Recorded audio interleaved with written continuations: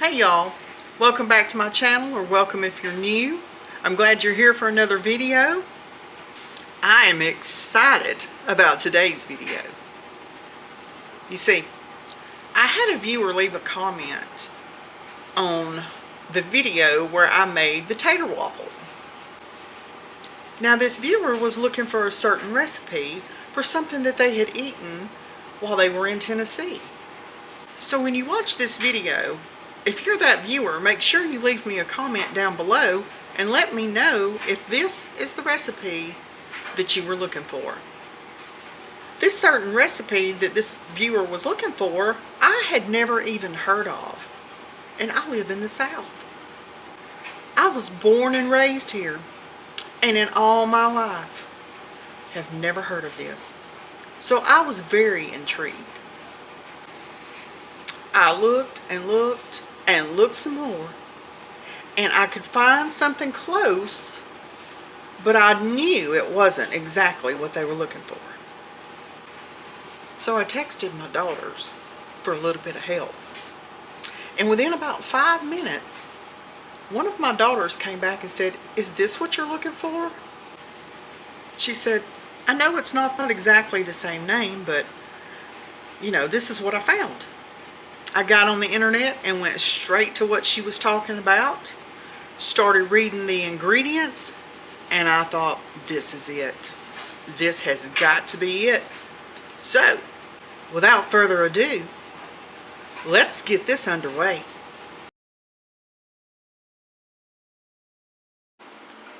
Here are the ingredients we're going to use for this recipe today. In a previous video, I was cooking grits for my breakfast, and I told you I was making extra grits. This recipe is why. So here's our lineup for today's recipe. The star of the show are the grits, but to that we're going to be adding some shredded cheese, some green onion, an egg, some salt, some chili powder.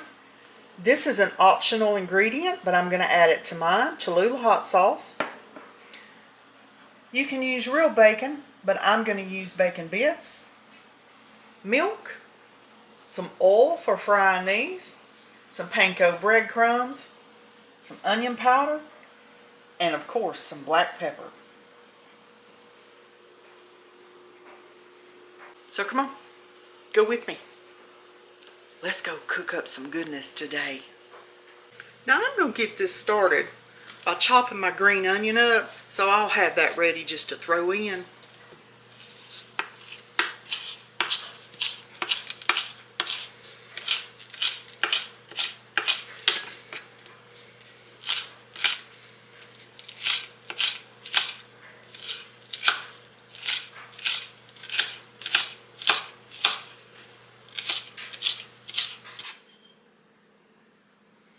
Now you want to take your pot or pan or deep fryer, don't matter, whatever you fry in, that's what you get. I'm going to use this small saucepan right here. And then you want to get you some oil. Now the recipe calls for vegetable oil. I don't have any vegetable oil. I'm using olive oil, which is normally what I use anyway. So you want to pour enough in that these are going to fry up. And I'm hoping that's going to be enough, because that's all I'm putting in there.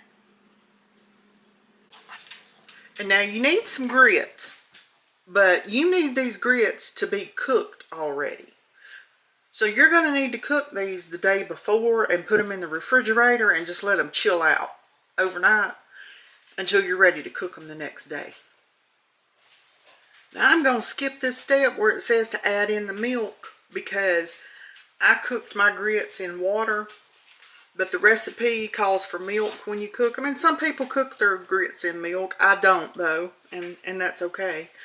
So I'm going to skip this step, but I am going to leave this recipe down in the description box below. So you'll find the written recipe down there. So I got a cup of grits here that are cooked, and I'm going to put them in this bowl. Now I'm also going to skip the step where you add the salt because I did salt my grits when I cooked them. So I'm going to skip that step and not add any extra salt. But I am going to put in some black pepper. You want about 1/4 teaspoon. Use however much you like. I like black pepper. And you're going to use about 1/4 teaspoon of chili powder.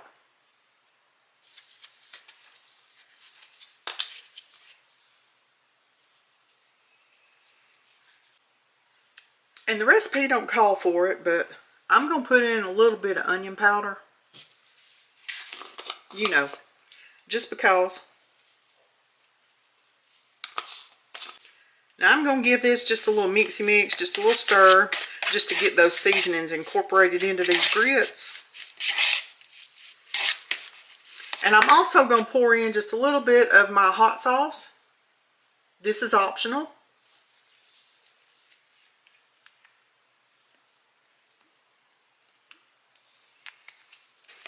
And I'm going to get that stirred around in there.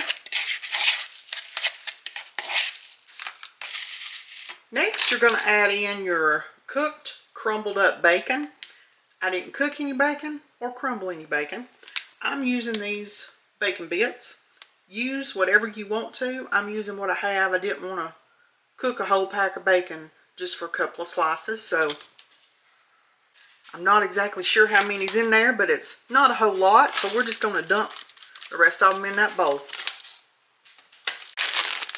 Next, we're going in with our cheese. So you need some shredded cheese, around 3/4 cup. We're going to estimate, and we're just going to throw some cheese in this bowl. You want to go ahead and get your green onions, put those in there also. Oh, let's use them all. Now you want to give that a good stir. Get all that mixed in with those grits. Now, when you make your grits, if you're making them specifically for this recipe, you can go ahead the day before when you make the grits. You can go ahead and put all this in there with it then, before you even chill it. Just mix it all together, let it all chill together. And I bet it will be even better than the ones I'm making because all those flavors will get to marry each other overnight. So just give that a good stir. That looks good and mixed. Now at this point, I'm going to turn my stove eye on to start getting this oil heated up. While that's heating up, you want to take 1 egg, crack it into a bowl.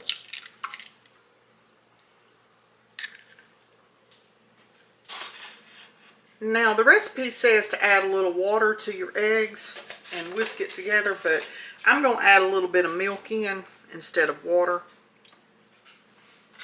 You use whichever one you want to use. Now we'll just get this all mixed up together. Next, you want to get you some Panko breadcrumbs. You're going to need about 1½ cups.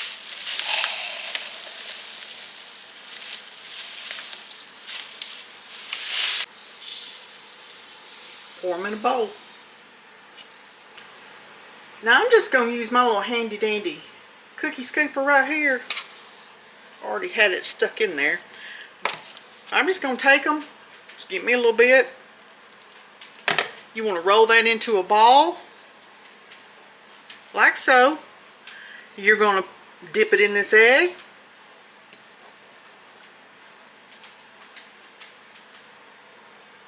Then into your Panko breadcrumbs.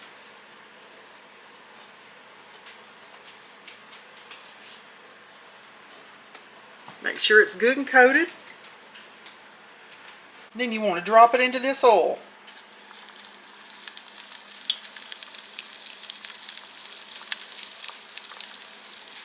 You want to repeat these steps until you get all of your mixture cooked. Now you want to get you a plate or something ready with some paper towels or something on it so you can drain these on it. let all that grease drain onto your paper towels. Look how pretty. Oh, these are going to be good. Keep an eye on them. You don't want them to burn. I didn't want to put too many in my pot at one time. You don't want to crowd them. I do know that for sure. You don't want to crowd anything when you're frying food. Maybe it's just a southern thing, but you don't crowd your food, baby. And just FYI, I don't think you're going to need 1.5 cups of these breadcrumbs to do these. Now you want to fry them till they're a golden brown, just like this. Now that's the first one I put in. Look how pretty. You just want to take that and you want to set it over on your paper towel lined plate.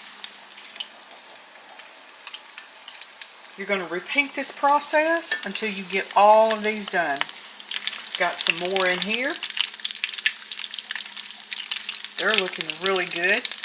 Now, one key when you're frying food, you do not want to fry it on too high of a heat. You will burn your oil, which will cook your food too fast, and it won't be any good. So I've got my heat on about a medium. It's on about a 4.5. I'm okay with waiting, because good things come to those who wait, right? So I believe this is going to be really, really tasty. And I've got some more hanging out over here, just waiting on their turn to take a dip in the oil. So you see that? That looks delicious. It's all nice and crispy and golden brown. I cannot wait till these cool enough that I can taste test these, because yummy. Now see, this is why sometimes it pays not to follow a recipe, because I did follow the recipe on this because I've never made them. And that is entirely too many panko breadcrumbs. You might need half of that. So instead of 1.5 cups of panko breadcrumbs, you might want to just start with 3/4 cup and add 2 if you need to.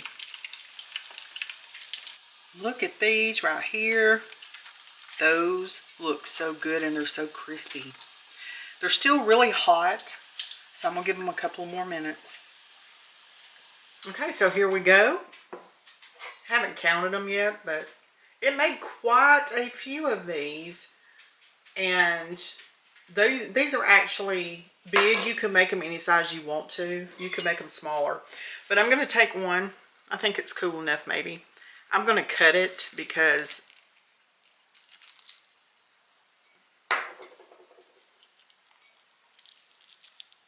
oh, look.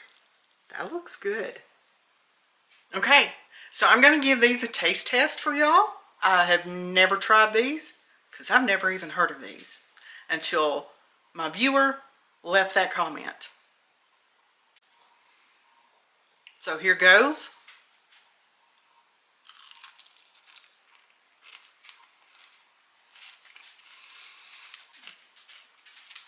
Oh, man.